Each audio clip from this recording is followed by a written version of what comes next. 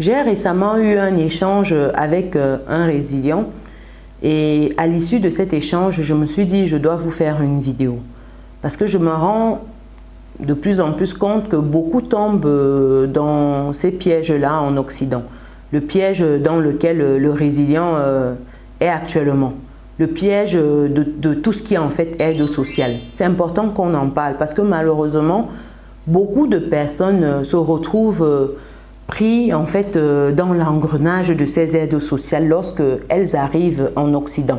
Et ça empêche beaucoup de se réaliser, de réaliser la vision qu'elles avaient en arrivant sur le territoire. Et je voudrais qu'on en parle. Dites-moi déjà, qu'est-ce que vous pensez de ces aides sociales-là? Dites-moi dans les commentaires.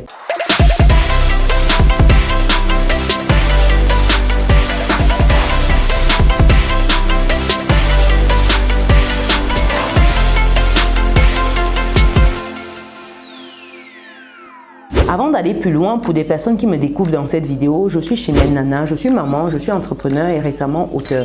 Auteur du livre « Vivre et réussir en France ». Il est juste là. C'est un livre en fait qui vous donne les clés de votre épanouissement lorsque vous arrivez en Occident, en France spécialement, et qui vous permet de passer à une autre dimension en fait dans la gestion de vos finances, dans tout ce qui est en fait investissement, qui vous dit comment vous pouvez faire les stratégies à mettre en place en fait pour tirer votre épingle du jeu. Donc je vais mettre le lien pour des personnes qui souhaitent se procurer le livre dans le descriptif de cette vidéo. Et pour des personnes en fait qui souhaitent parler de leur projet, qui souhaitent investir en immobilier, investir sur un business physique, vous avez la possibilité de me contacter. Rendez-vous sur business-et-réussite.com, onglet prendre rendez-vous. Donc là-bas, vous pourrez en fait bloquer votre créneau pour parler de votre projet, c'est important. Et pour celles qui souhaitent rejoindre le club des investisseurs, les résilients qui investissent ensemble, rendez-vous sur business-et-réussite.com, onglet académie. Là-bas, vous aurez toutes les informations, vous complétez les vôtres et puis vous rentrez dans le game. Vous prenez le train qui est déjà en marche parce qu'on investit déjà ensemble en Occident, en France, aussi en Afrique. On réseaute, on met en place des stratégies business, etc. Donc, vous aurez l'opportunité de rejoindre cette belle aventure. Et pour des personnes qui sont de passage au pays, dans la ville de Bafoussam, vous avez la possibilité de retrouver nos logements meublés. Donc, n'hésitez pas à nous contacter si vous en avez besoin d'un lorsque vous êtes de passage à Bafoussam. Et bientôt, nous serons également sur Yaoundé. Vous pourrez nous contacter également pour des meublés là-bas. Donc, n'hésitez pas. Rendez-vous en fait dans l'espace commentaire ou sinon vous nous faites un mail par rapport à tout cela. Donc je vais revenir sur le sujet du jour. Quand j'ai échangé avec ce résilient, ça m'a un peu fait mal au cœur parce que je me rends compte que beaucoup de personnes arrivent et se retrouvent pris dans l'engrenage en fait des aides sociales. Les aides sociales, en fait, il faut clarifier déjà ce que c'est. Lorsque vous arrivez dans un pays comme la France, il faut savoir que en fonction de votre situation, quand vous avez des moments difficiles, l'État peut vous venir en aide pour vous donner une bouffée d'air pendant ces moments difficiles afin que vous puissiez rebondir. Mais quand on dit aide, c'est quelque chose de ponctuel. C'est une béquille qu'on vous donne à un moment parce que voilà, vous avez mal aux pieds et c'est pour vous permettre de passer ce moment-là. C'est quelque chose de ponctuel. Le problème, c'est que beaucoup prennent quelque chose qui doit être ponctuel et en font en fait quelque chose de permanent. Une aide doit être ponctuelle. Lorsque l'aide devient permanente, ce n'est plus une aide, ça vous a servi plutôt. Malheureusement, beaucoup ne comprennent pas cela ou ne voient pas cela dans ce sens-là. Je vais vous partager quelques points, vous me direz ce que vous en pensez. Lorsqu'on se retrouve dans un environnement avec des personnes qui refusent de croître professionnellement, parce qu'elles vont passer un autre palier au niveau des impôts. Ce qui fera que ces personnes ne seront plus éligibles à une aide sociale. Par exemple, vous n'aurez peut-être plus droit au HLM, vous n'aurez peut-être plus droit à ça. Vous allez changer de classe au niveau j'oublie le terme, au niveau de votre imposition. Vous allez passer au niveau supérieur. Et les gens refusent une promotion parce que ne voulant pas se retrouver là et d'avoir à payer un peu plus d'impôts ou alors de perdre une aide sociale, de ne plus être éligible à ça. Vous comprenez qu'il y a un problème. Vous comprenez que l'aide n'est plus là en fait pour un moment, n'est plus ponctuelle. Ça devient quelque chose que les gens ont intégré comme un dû, comme quelque chose qui doit être là tout le temps. Non, c'est dangereux. Quelqu'un qui refuse d'être promu, qui ne veut pas une promotion parce que le gars va se retrouver, il y aura des aides qui seront supprimées et lui il estime que ce n'est pas, il préfère avoir ces aides-là que de passer un cap dans son boulot. Il y a un problème. Ça veut dire que c'est une personne qui refuse d'évoluer parce qu'une aide sociale, je ne sais pas si vous vous rendez compte, une personne qui refuse de grandir sur le plan professionnel parce qu'une aide sociale.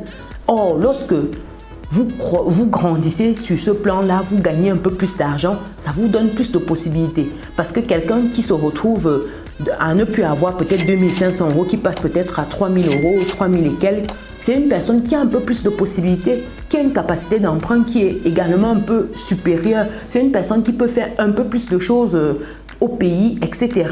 C'est une personne qui a plus d'options devant elle, mais qui refuse ça parce qu'elle s'accroche à une aide de 200 €, de 100 € tous les mois. Vous vous rendez compte? Vous vous rendez compte du danger que cela peut être? Je suis sûre qu'autour de vous, vous connaissez des personnes qui se sont retrouvées dans le cas de figure où elles ont refusé en fait des promotions. Elles ont refusé d'être augmentées. Dites-moi dans les commentaires, est-ce que ce point-là, ça vous parle? Des personnes qui refusent, moi j'en connais. C'est dommage. C'est dommage parce que vous voyez à quel point l'aide en ramène certains. L'aide ampute la capacité de réflexion de d'autres et ça m'amène au point suivant où vous voyez en fait l'aide anesthésier le cerveau. Oui, l'aide sociale finit par anesthésier le cerveau des personnes qui s'y accrochent. Pourquoi? Parce que ça les empêche de voir d'autres opportunités, ça les empêche de réfléchir, d'apporter des solutions. Ça les empêche d'être dans une dynamique de se dire quelles sont les solutions que je peux apporter pour gagner plus d'argent.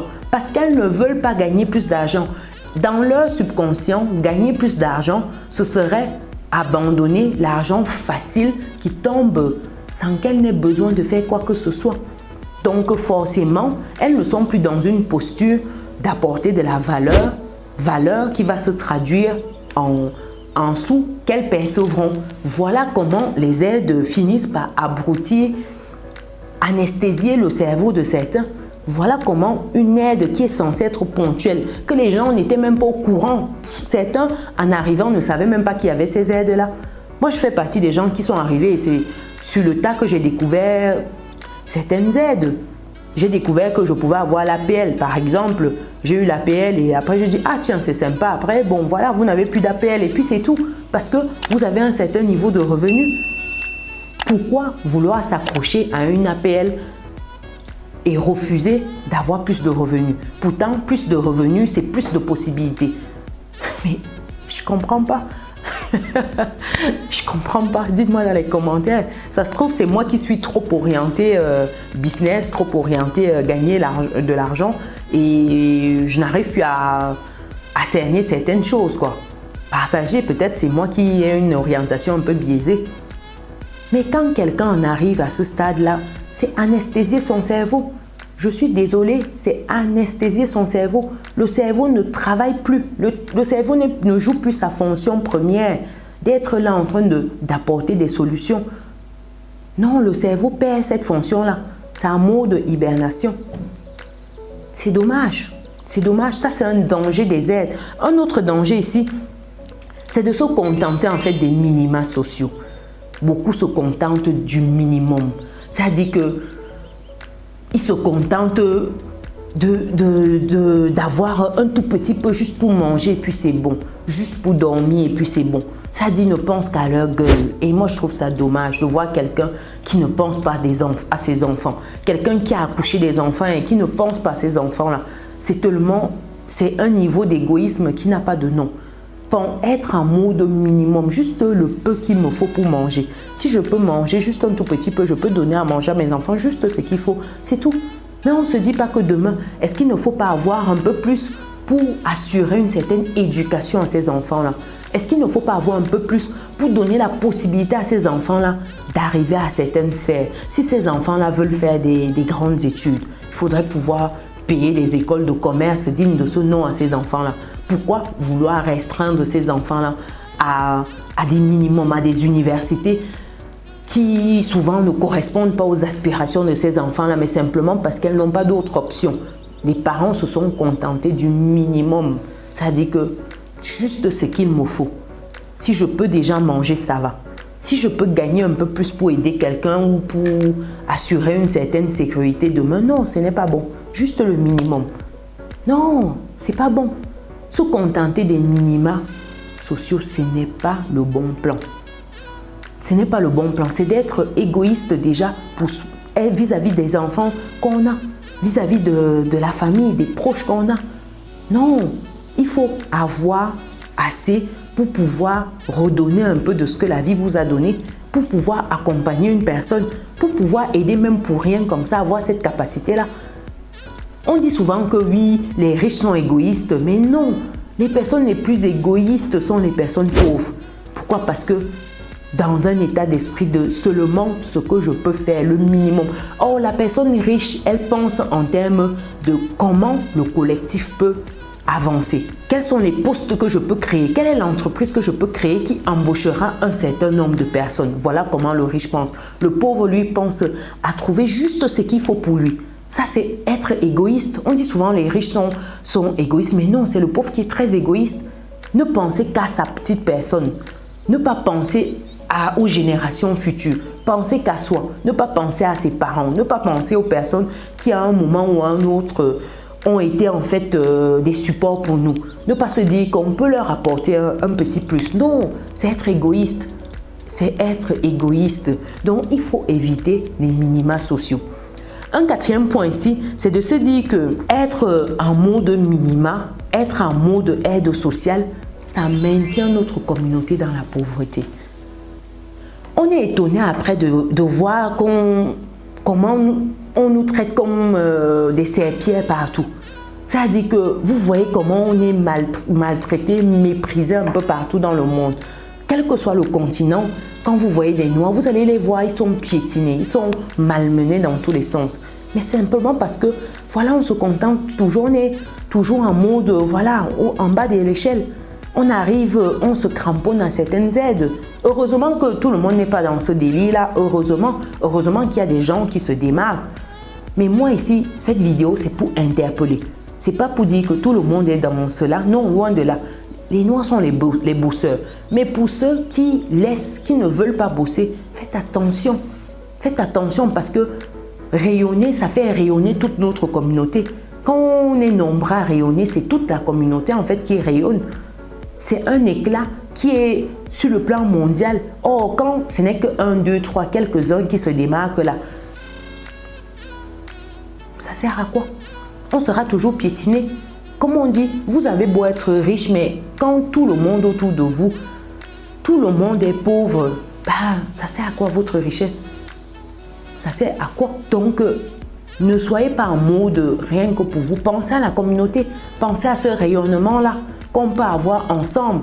Parce que lorsque vous êtes pauvre, un Noir pauvre, une communauté pauvre, c'est tous les Noirs qui seront mis dans le même panier. Oui, 2, 3 personnes qui se démarquent, ça ne sert à rien. Il faut que la majorité se démarque pour que ça fasse la différence. Donc, pensez à être dans cette majorité-là. Pensez à stimuler pour qu'on soit nombreux dans cette quête-là. Et vous verrez la différence. Vous verrez le regard qui sera différent vis-à-vis de nous. C'est un peu dommage, c'est un peu dommage. Quand ce livre a été écrit, justement, ce livre permet de bien s'intégrer, mais c'est intégrer pour être puissant financièrement où on se trouve et ensuite toucher d'autres sphères. C'est pouvoir montrer que voilà, on est arrivé, on fait des choses et puis on avance, on se déploie personnellement, on accompagne des gens pour se déployer. Ce livre explique ce système-là. Vous avez, quand vous arrivez, quand vous êtes dans un désert personnel, de temps à autre, un oasis, ça fait du bien. Oui, mais si vous vous arrêtez sur cette oasis-là, vous oubliez votre destination finale, c'est un danger. C'est un danger. L'oasis, ça vous sert à vous abreuver. Et l'oasis ici, ça représente l'aide sociale, les aides sociales. C'est juste pour vous abreuver afin de poursuivre votre route. Ce n'est pas pour vous installer, oublier le parcours que vous avez déjà accompli et oublier le chemin qui vous reste devant. Non, chers résilients, vous ne devez pas être là à vous installer et oublier que vous avez en fait des rêves, vous avez des objectifs, vous avez des ambitions. Vous n'êtes pas né juste pour des minimums, non. Vous n'êtes pas né pour être tenu par la main pour qu'on vous donne un bout de poisson. Les gens, certains comptent sur l'État pour subvenir à leurs besoins plus tard. Moi, ça me fait doucement rigoler quand j'entends ça. Quand je vois la retraite qui ne fait qu'être repoussée, on est à 65 ans maintenant. Bientôt, on va arriver à 70 ans. De vous à moi, à 70 ans. Est-ce que c'est l'âge où on doit encore être en train de courir? Est-ce que ce n'est pas à ces moments-là qu'on assoit ce qu'on a fait sur le long de sa vie, où on est dans une posture où on est en train de transmettre parce que voilà, on a eu le temps de semer, on a récolté depuis le temps, on a profité et là, on est en train de transmettre les filons aux générations qui suivent. Est-ce que c'est l'heure où on doit encore être en train de courir après un métro, dans le froid et tout? Non, quand même, il faut arrêter.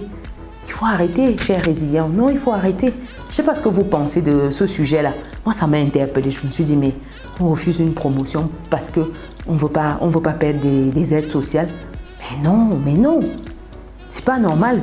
Et un cinquième point ici, c'est de savoir que malheureusement, les aides sociales, en fait, nous maintiennent tous dans la pauvreté, empêchent de se réaliser personnellement. Parce que c'est ça qui crée, en fait, ces frustrations-là que certains ont dans la communauté. Il y a des gens, quand vous avez certaines possessions, prenons l'exemple d'une voiture, vous passez avec votre voiture, vous allez voir le gars vous dénigrer, le gars être aigri et tout, parce qu'il jalouse cette voiture-là, mais ne veut pas faire le nécessaire pour l'avoir. Voilà la définition même de la sorcellerie. Oui, il faut qu'on se dise les vérités. Ça, c'est la définition de la sorcellerie. C'est-à-dire que quelqu'un qui veut se cramponner en fait dans les minimums, les aides sociales, mais veut avoir le même niveau de vie que quelqu'un qui a mouillé le maillot, quelqu'un qui a fait ce qui doit être fait, qui a fait les 40, 50 heures, parce que voulant laisser quelque chose aux générations futures, voulant avoir un certain niveau, un certain style de vie, voulant s'offrir les meilleures choses, avoir ce qu'il y a de mieux dans ce monde. Mais vous ne voulez pas vous bouger un peu le derrière et vous voulez avoir les mêmes choses. Ça, c'est la sorcellerie. Ça veut dire que vous êtes un grand sorcier. Vous êtes un danger public pour les autres. Voilà comment des gens comme ça propagent des rumeurs en disant que oui, un tel il a trempé, un tel il a fait ci, il a fait ça, parce que c'est des paresseux, c'est des personnes qui ne veulent rien foutre. C'est des paresseux, il faut arrêter. Il faut aller bosser. Levez-vous de vos canapés là. Allez bosser. Ça va vous changer un peu la vie. Ça va vous occuper un peu. Vous allez moins vous occuper de la vie des autres. Vous allez commencer à vous occuper de votre vie. Oui, c'est important. Il faut qu'on se dise les choses, chers résilients. Dites-moi ce que vous pensez. Voilà 5 points que je note, en fait, que je relève. Dites-moi dans les commentaires si vous avez d'autres points qui méritent de figurer, en fait, sur cette liste-ci. Sincèrement, ça fait mal, en fait, quand vous voyez quelqu'un arriver et être cramponné à ça. J'ai souvent énuméré ce qu'il y a comme aide. J'en parle même d'ailleurs dans le livre. Mais si vous vous arrêtez seulement sur ça, c'est que vous n'avez rien compris. Vous n'avez rien compris. C'est un oasis, c'est pour vous abreuver, c'est pour avoir une bouffée d'air quand vous êtes en train d'avancer dans votre parcours. Une bouffée d'air pour continuer. Mais ce n'est pas pour que vous vous installez, que vous oubliez votre destination finale. C'est le plus grand... C'est un échec, j'ai envie de dire. Quoi qu'il en soit, dites-moi ce que vous pensez de cela dans les commentaires. Pour ma part, c'est vraiment un gâchis, c'est du grand gâchis. Pour des personnes qui ne sont pas encore dans notre belle communauté, chers résilients, qu'est-ce que vous attendez? Cliquez sur le bouton, activez la cloche et partagez autour de vous. Pour d'autres qui souhaitent lancer un projet, investir dans l'immobilier, démarrer un business, allez sur business-et-réussite.com, onglet prendre rendez-vous. Ce sera l'occasion d'échanger sur votre projet.